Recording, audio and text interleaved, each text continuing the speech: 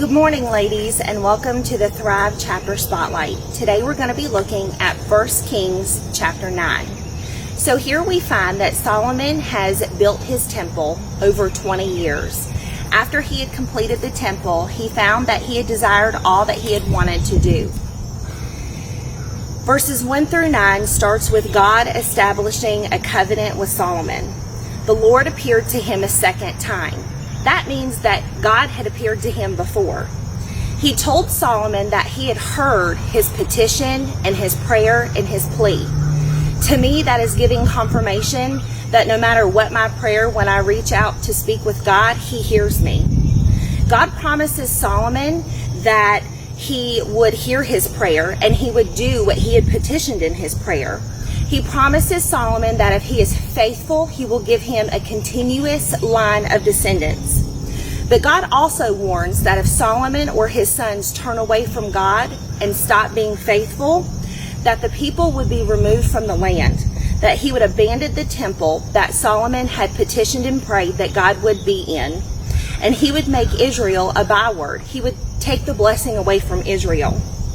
In verses 8 through 9, I love this, because God is giving Solomon an example. He's giving him a foreshadowing. He's playing it out for Solomon. He says, "And at this house which is high," speaking of the temple, "everyone that passes by it shall be astonished, and shall hiss, and they shall say, Why hath the Lord done this unto the land and unto this house? And they shall answer." So God is giving him what the people would say, and God's saying, and this is what they'll say to one another.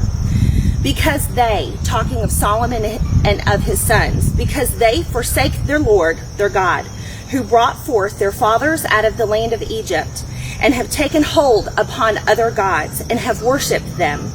Therefore hath the Lord brought upon them this evil." The chapter goes on to tell of other activities and other accomplishments that Solomon achieved, but verses 25 tells us that he still brought burnt offerings to the Lord. He still continued to be faithful. That means that God was going to continue to bless the temple. Solomon was a successful leader and was known from afar of all his successes because of the Lord. Everything he did brought glory to God. Everything he did, he attributed to the Lord. Therefore, he was found faithful in the eyes of God, and he was found successful among all the men in his land near and far. I want to ask, are you living a life of faithfulness, allowing God's continuous blessings on your life? Are you giving all your successes to God? Are you letting people know that you're successful because of your faithfulness to the Lord? I want you to continue reading in Solomon, because I want you to see how some of his choices later affect his leadership, and how the things that he worked so hard for were affected because of some of the choices he made. I encourage you to continue reading with us, and I hope you have a great day.